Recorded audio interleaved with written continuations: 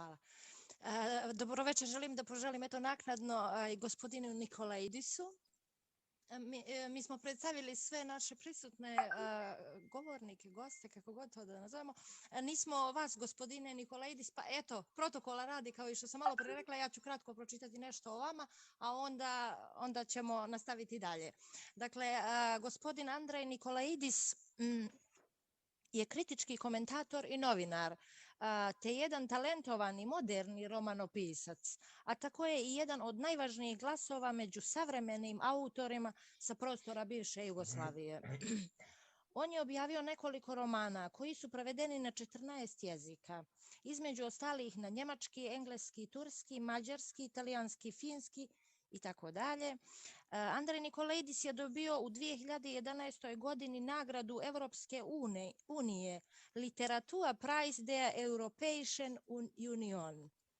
Za svoj roman Mađarska rečenica je dobio u 2017. godini u Tuzli nagradu Meša Selimović i mnoge druge, eto da ne nabrajamo dalje. Drago mi je što ste večeras sa nama i eto, gospodin Jason Gold je lijepe stvari ispričao, zaista i vrlo korisne. Ja bih voljela, eto sad, ne znam da li će Aleksandra da nastavi ili ćete vi da govorite na temu Otvoreni Balkan, pa izvolite. Izvolite, Andrej. Čujete me, je li dobra linija? Kontakti su dobri. Ok, najprije ispričavam se što kasnim, ako bih vam rekao zašto kasnim, ne biste mi vjerovali, tako da nema smisla. Dakle, čujte ovako, ja sam apsolutno protiv ulaska Crne Gore u inicijativu Otvoreni Balkan i o tome sam više puta pisao. I jedini način na koji ja mogu ovdje gostovati je kao otvoreni i ako hoćete vrlo jasni i glasni protivnik te inicijative. Pokušat ću vam reći neke od razloga zašto ja mislim da je Otvoreni Balkan katastrofa za Crnu Goru i jednako tako za Bosnu i Hercegovinu u kojoj sam ja rođen. Dakle, jer moj identitet je u najmanju ruku dualni. On je i mnogo više od toga. Ja sam etnički Grk, ali sam politički i Crnogorac, ali sam rođenjem i Bosanac i Hercegovac i da ne nabrajam. Dakle, ja mislim, naime, i to je zapravo taj kompleksni identitet je, ajde da kažem, paradoksalno jedan od razloga zašto ja jesam protiv ove inicijative. Ja vam naime mislim da identitet, ako hoćete, i ne postoji. Ne postoji u smislu da je on nešto što je uklesano u kamen. Ne postoji u smislu da je on nešto što je unaprijed rođenjem zadato. Mislim da se identitet razvija, da je vrlo kompleksan i da je u stalnoj promjeni dokle god smo živi. Također ne mislim da je identitet ono što je Bauman zvao fluidnim, dakle da je potpuno fluidan, da možeš biti baš šta god hoćeš, neovisno o bilo kojoj okolnosti. No, na tim pretpostavkama koje su uslovno rečeno lijeve, navodno počiva Otvoreni Balkan, koji je profesor Nikola Samardžić odlično objasnio kao inicijativu za otvoreni prekogranični kriminal i jeftinu radnu snagu. Dakle, to je praktično ono što ćemo mi dobiti Otvorenim Balkanom. Dakle, brojne kriminalne grupe koje postoje u svim našim balkanskim državama dobit će dodatnu šansu da se bave svojim lukrativnim poslom. Jeftina radna snaga koja i ovako iz Balkana se kreće ka zapadnoj Evropi, kretaće se unutar Otvorenog Balkana, što je loše i za tu radnu snagu i za Balkan, zbog toga što će ti ljudi prosto dobijati mnogo manje plate. Dakle, ako emigrirate, gledate da emigrirate, da radite na Bausteli u Frankfurtu, ne u Tetovu, a to je ono što vam se nudi Otvorenim Balkanom. Hvala, mene to ne treba. No, stvari su mnogo ozbiljnije od toga. Dakle, da pomenem prostu činjenicu da mi do dan danas kao građani, u ovom slučaju konkretno Crne Gore, ili ako hoćete Crne Gore i Bosne i Hercegovine, apsolutno nismo informisani o tome šta ta inicijativa podrazumijeva. a koliko sutra naše vlade treba da nas uvedu u nju. Dakle, takva količina netransparencije kod tako važnog pitanja koje se tiče apsolutnih spoljnopolitičkih prioriteta tih država je doslovce skandalozna. Dakle, ja postavljam pitanje da li javnost i mi kao građani uopšte treba da znamo šta nam se time nudi. Ili naše vlade naslijepo treba da prihvate čitavu ideju, prosto zato što je gospodin Gabriel Escobar, koliko je juče rekao, kako je famozni Otvoreni Balkan, pazite sad, 3. stub američke spoljne politike za Balkan. Moguće da je 3. stup američke spoljne politike, ali mene nije jasno zašto bi bio bilo kakav stup crnogorske ili bosansko-hercegovačke politike, ukoliko mi jesmo suverene i nezavisne države, a jesmo barem formalno. Dakle, da budem potpuno otvoren, građane niko ne pita ništa. U situaciji u kojoj građane niko ne konsultuje ništa, ja sam automatski protiv. Dakle, sve da će nas gađati tovarima zlata, a uvešće nas u Otvoreni Balkan tako što nas neće informisati, iza naših leđa i mimo demokratskih procedura, ja sam prosto protiv toga. Zato što postoje bitne i manje bitne stvari u životu. Dakle, bilo kakav obećani ekonomski boljitak koji onako djeluje komično, jer ja ne vidim kakvog bi boljitka moglo biti ukoliko uvežete 6 nesretnih zapadno-balkanskih ekonomija u jednu, a posve mi je jasno kakav je boljitak ako svaku od tih ekonomija uvežete sa Evropskom unijom, to je dakle nešto što je očigledno, ali da uvežete 6 najgorih evropskih ekonomija u jedan sistem i nazovete to Otvoreni Balkan i proglasite to receptom za uspjeh, to prosto nije to. Dodatan problem kod Otvorenog Balkana je što on, ali direktno asocira na ostvarenje velikodržavnih projekata. Dakle, Otvoreni Balkan, koji su promovisali prije svega Aleksandar Vučić, promoter velikosrpske ideje, i njegov kolega Edi Rama iz Tirane, a u kojem, ako mene pitate, je Zajev igrao ulogu korisnog idiota i ja nisam siguran da je i on komunicirao sa svojim građanima šta Makedonija uopšte radi u takvoj inicijativi, direktno asocira na ostvarenje projekta Velike Srbije, dakle svi Srbi u jednoj državi mirnim sredstvima. Dakle, da vas podsjetim, ako Aleksandar Vučić zaista uspostavi 3. stup američke spoljne politike, a ja se ne mogu načuditi izjavi gospodina Escobara, ja imam stvarno ozbiljan problem da prihvatim da on uopšte bio ozbiljan, a naravno da jeste, i naravno da je ovo performans što vam sada govorim. Dakle, Srbija bi uspjela da u jednu zajednicu sa izuzetkom Hrvatske, koju ona i onako smatra trajno izgubljenim teritorijem, uveže sve one teritorije koje je velikosrpski projekat još od Nečertalija Garašaninovoga vidi kao svoju organsku teritoriju. E sad, to neće biti formalno velika Srbija, ali znate šta, neće to biti tek takav savez, jer dozvolite da sumnjam u dobre namjere autora Otvorenog Balkana. Dakle, pod broj 1, kada vam inicijativu o regionalnoj saradnji promoviše bivši Šešeljev radikal, koji je, ajde neću reći pucao, ali bio u prilici da puca na Sarajevo sa jevrejskog groblja tokom opsade, i kada je baš on pozvan da vam propovijeda o regionalnoj saradnji i udruživanju, ja to moram uzeti sa zrnom soli. Kada je u Srbiji živa, a jeste živa i dalje ideja Velike Srbije, koja je sada preformulisana u srpski svet, odnosno u Otvoreni Balkan, jer nedugo nakon što je promovisana ideja srpskog sveta, Vučić je promovisao ideju Otvorenog Balkana, tako da je potpuno jasno da se radi o istoj ideji koju su nekim čudom sada prihvatile i Sjedinjene Američke Države i postavile ideju srpskog sveta kao 3. stup američke politike na Balkanu. I kada vam to promoviše Edi Rama u situaciji u kojoj je itekako živ i velikoalbanski nacionalizam, jer da se ne lažemo, nije velikosrpski nacionalizam jedini na Balkanu. Postoji ideja proširenja Hrvatske na račun teritorije suverene Bosne i Hercegovine. Napokon zato je Hrvatska, odnosno njen predsjednik Franjo Tuđman, i vodila osvajački rat i izvršila agresiju na Bosnu i Hercegovinu 1992. I postoji ideja takozvane prirodne Albanije, odnosno velike Albanije. Otvoreni Balkan nije drugo nego realizacija dva velikodržavna projekta, srpskog i albanskog, u kojem se pravi savez koji ostvaruje ciljeve oba velikodržavna projekta. Dakle, svi Srbi u jednoj državi, svi Albanci u jednoj državi. To je civilizacijska katastrofa.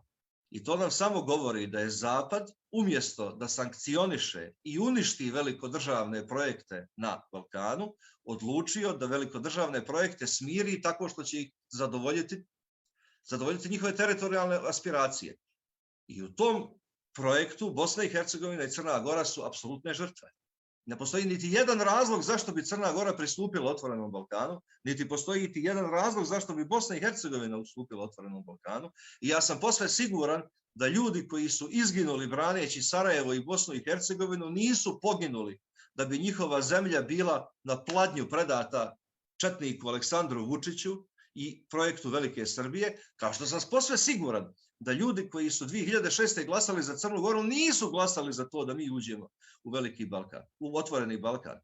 A pri čemu je, ponavljam, skandalozno da nas kao građane niko o tome ništa ni ne pita. Ja ću vas podsjetiti, pogledajte medije, niko ne govori ni o kakvom referendumu u Otvorenom Balkanu. Oni su apsolutno spremni da nas mučki kroz nekakav potpis vlade uvedu u nešto što će početi kao ekonomski savez.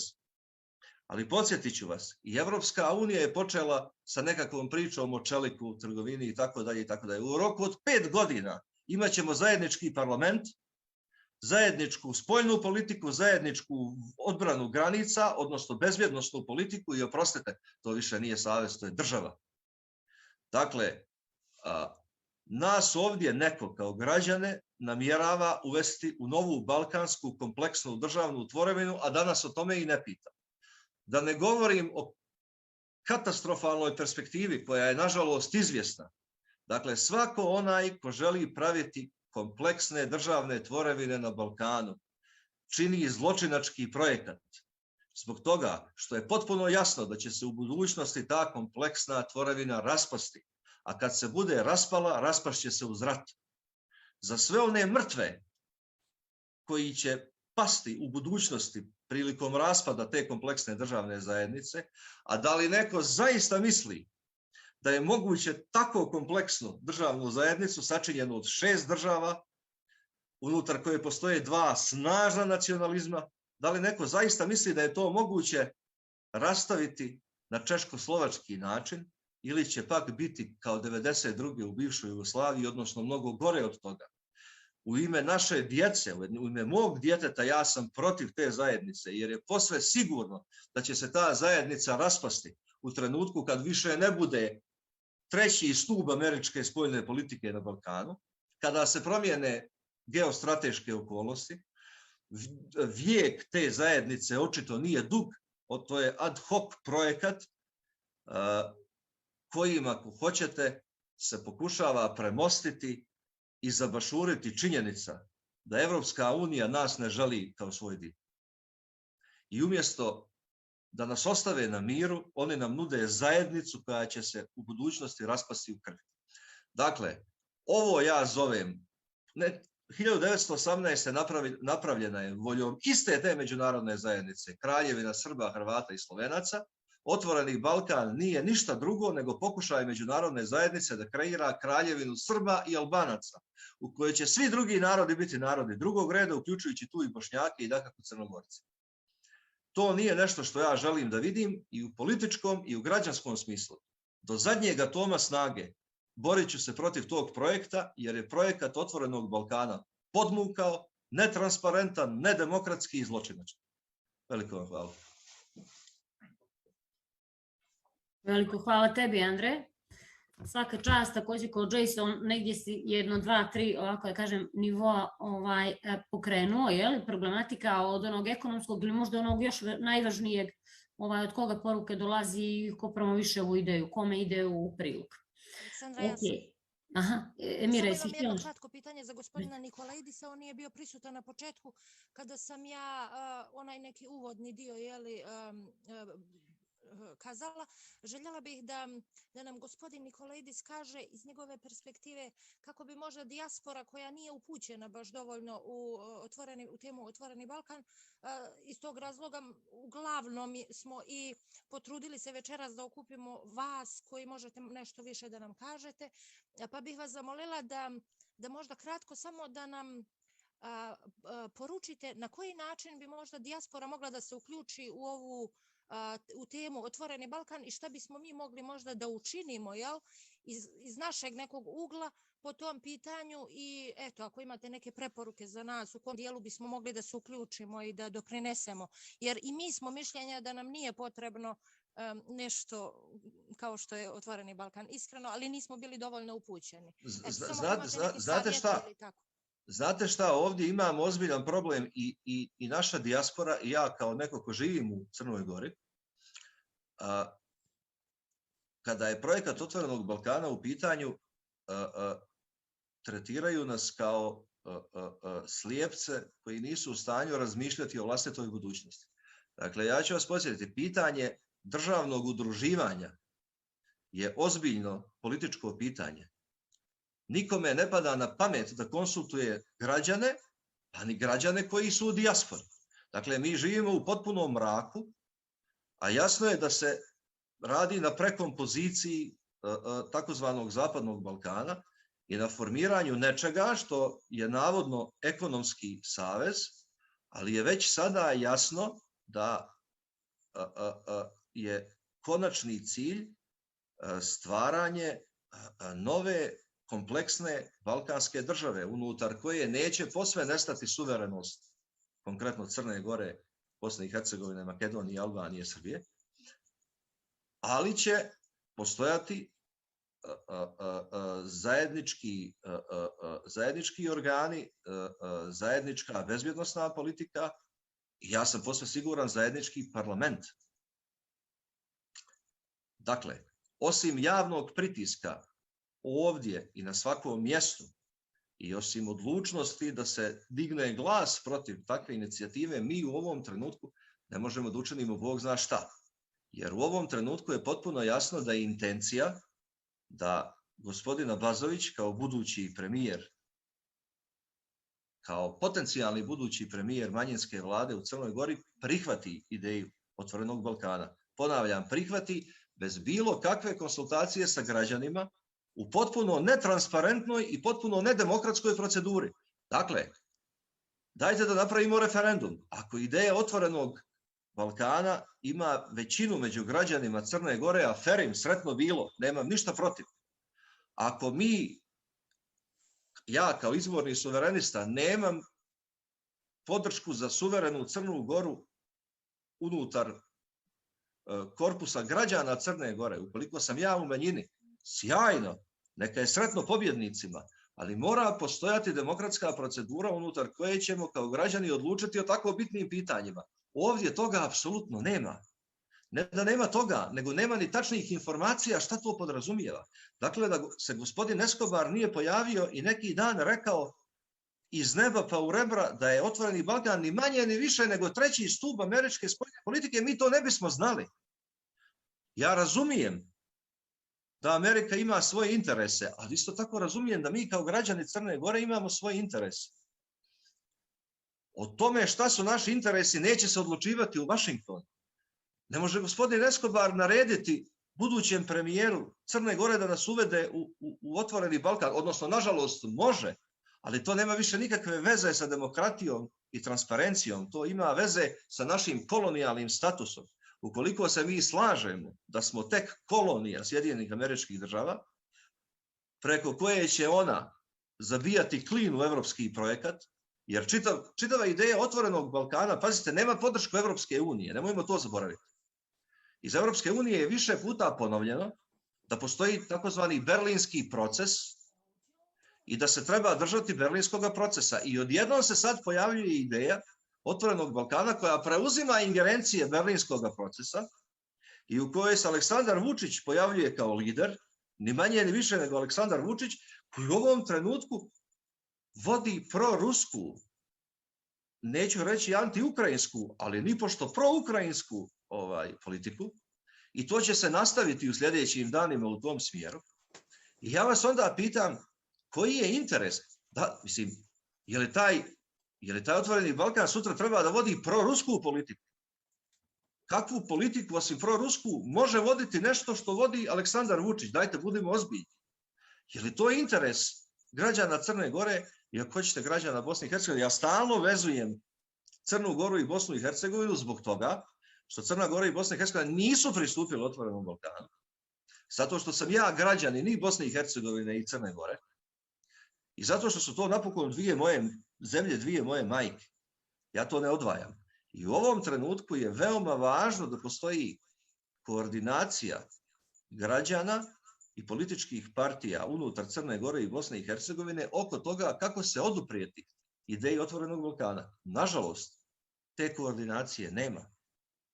Zato što su naše političke elite teško korumpirane i zato što su teško ovisne o ambasadama i zato što je dovoljno da naše političke elite budu pozvane u ambasadu Sjedinjenih Američkih Država, da klape petama, pokriju se ušima i kažu da, da.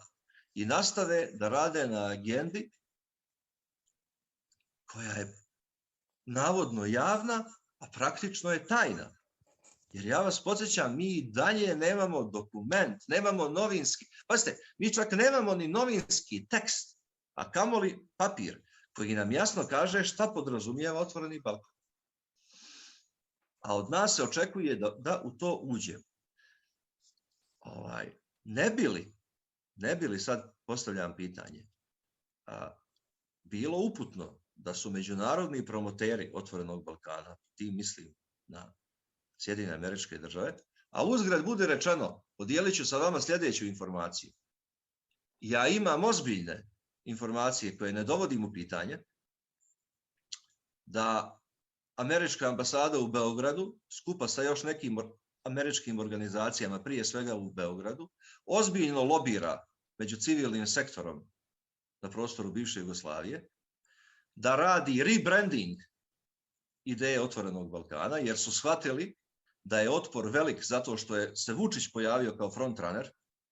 Dakle, ideja je da se Vučić skloni iz prvog plana, da se skloni što je moguće više, da se ideja predstavi kao nešto sasvim novo. Dakle, treba očekivati u narednom periodu jasan javni rebranding ideje, ali nemojmo zaboraviti da je to i dalje Otvoreni Balkan koji je lansirao Aleksandar Vučić. S tim što će Aleksandar Vučić biti sklonjen, jer je postalo jasno da on smeta i da ljudi njega kad vide znaju da kada Aleksandar Vučić kaže Otvoreni Balkan misli samo i jedino velika Srbija i ništa drugo.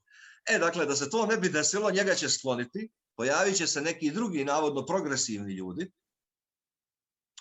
i Otvoreni Balkan će biti predstavljen kao progresivna ideja, a ti se, hajde majčin sine, onda suprotstavi nečem što je progresivno. Jer ćeš ti onda biti desničar, iako si ljevičar, kao na primjer ja, i bit ćeš protiv progresa. Dakle, u ovom trenutku je sasvim dovoljno da budemo svjesni šta Otvoreni Balkan znači, da se radi o nedemokratskoj, netransparentnoj inicijativi koja je promovisana u treći stup politike Sjedinjenih Američkih Država na Balkanu. Treba znati da Evropska unija ne podržava ideju Otvorenog Balkana, barem ne unisono, podržavaju, ali kada pogledate ko unutar Evropske unije podržava ideju Otvorenog Balkana, to su samo najcrnji desničari. Dakle, ukoliko Mađarska, dakle zvanična Mađarska podržava nešto, ja sam odmah protiv. Hvala, u redu. Ne moram ništa više da znam, nema nikakve potrebe. Sasvim je dovoljno. Dakle, ako ideju Otvorenog Balkana podržavaju Mađarska, Dodik i Aleksandar Vučić, meni ne treba dalja informacija. Ja sam sasvim siguran da je u pitanju omča oko mog vrata. Hvala, ja ne bih. Koliko ja mogu, borit ću se protiv toga. Dakle, u ovom trenutku mi treba da očuvamo svijest o tome, da radimo na društvenim mrežama, da radimo u javnom prostoru i da insistiramo na tome da nikakvo pravljenje novih država i državnih saveza na Balkanu neće biti tolerisano ukoliko ne budu konsultovani građani. Ukoliko je volja građana Balkana da se napravi takva država, dobro, sjajno, ali da nas upakuju u državni savez zato što je neko u Vašingtonu napravio takvu strategiju, a da nas pri tome ne pita u demokratskoj proceduri da se o tome izjasnimo, to neće moći, jer će podrazumijevati, ako je potrebno, i demonstracije. Eto, to je to što mi u ovom trenutku možemo da uradimo. Hvala vam najljepše.